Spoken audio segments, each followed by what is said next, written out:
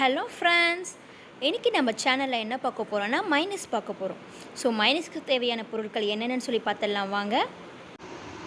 2 முட்டை, 200 கிராம் எண்ணெய், கொஞ்சம் வினிகர், கொஞ்சம் உப்பு, கொஞ்சம் பெப்பர், 1 பிஞ்ச் கடுகு, 3 பல்லு பூண்டு எடுத்து வச்சுருக்கேன்.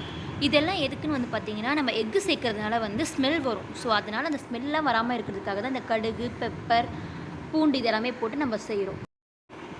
ஓகே, வாங்க எப்படி பண்ணுறது நம்ம போய் பார்க்கலாம். இப்போ நம்ம முட்டையை உடைச்சி வெறும் மஞ்சள் கருவு மட்டும் எடுத்துக்கலாம். ஒயிட்டை சேர்க்கக்கூடாது. வெறும் மஞ்சளை மட்டும் கலங்காமல் எடுத்துருங்க.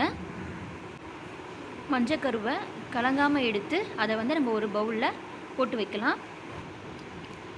இப்போது 2வது முட்டையும் அதே மாதிரி உடைச்சி மஞ்சள் கருவை மட்டும் நம்ம தனியாக எடுத்து அதையும் நம்ம இந்த பவுலில் போட்டு வச்சிடலாம். இப்போ பாருங்கள், நம்ம மஞ்சள் அந்த கருவையும் இந்த வெள்ளை எக்கையும் நம்ம தனித்தனியாக பிரித்து எடுத்து வச்சுருக்கோம். இதே மாதிரி நீங்களும் கரெக்டாக பிரித்து எடுத்து வச்சுக்கோங்க. அப்போ தான் நம்ம மைனஸ் கரெக்டாக செய்ய முடியும்.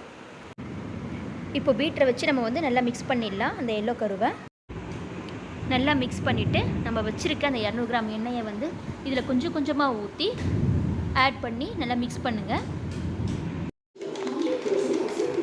நல்லா பீட் பண்ணுங்கள். அப்போ தான் நமக்கு மைனஸ் நல்லா கிடைக்கும். கொஞ்சம் கொஞ்சமாக எண்ணெய் சேர்த்து நம்ம நல்லா பீட் பண்ணணும். மொத்தமாக எல்லா எண்ணெயுமே ஊற்றிடக்கூடாது. கொஞ்சம் கொஞ்சமாக எண்ணெய் சேர்த்து தான் நம்ம இதை மிக்ஸ் பண்ணி நல்லா பீட் பண்ணணும். ஒரு கால்வாசி எண்ணெய் நம்ம யூஸ் பண்ணி பீட் பண்ணதுக்கப்புறம் நம்ம இதுக்கு தேவையான உப்பு சேர்த்துக்கலாம். உப்பு சேர்த்து நல்லா மிக்ஸ் பண்ணிக்கணும். உப்பு சேர்த்து நல்லா பீட் பண்ணதுக்கப்புறம் கொஞ்சமாக வினிகர் சேர்த்துக்கலாம். இதில் வினிகரை சேர்த்து அதே மாதிரி நல்லா நம்ம பீட் பண்ணிக்கலாம். வினிகர் போட்டு பீட் பண்ணதுக்கப்புறமா மீதி இருக்க எண்ணெயும் கொஞ்சம் கொஞ்சமாக ஊற்றி நம்ம நல்லா பீட் பண்ணி எடுத்துக்கலாம். நம்ம எல்லா எண்ணெயும் ஊற்றி நல்லா பிளெண்ட் பண்ணதுக்கப்புறம் பார்த்திங்கன்னா இது மாதிரி நல்லா கன்சிஸ்டன்சி கிடச்சிரும். அதுக்கப்புறம் நம்ம கொஞ்சம் பெப்பர் சேர்த்துக்கலாம். இது கூட பெப்பர் சேர்த்து நல்லா பீட் பண்ணி விட்டுருங்க. நம்ம நல்லா பீட் பண்ணோன்னா பாருங்கள், இது மாதிரி கன்சிஸ்டன்சியில் நம்மளுக்கு கரெக்டாக மைனஸ் கிடச்சிரும். கடைசியில் நம்ம வச்சுருந்த கடுகையும் பூண்டையும் இடித்து இதில் சேர்த்துக்கலாம்.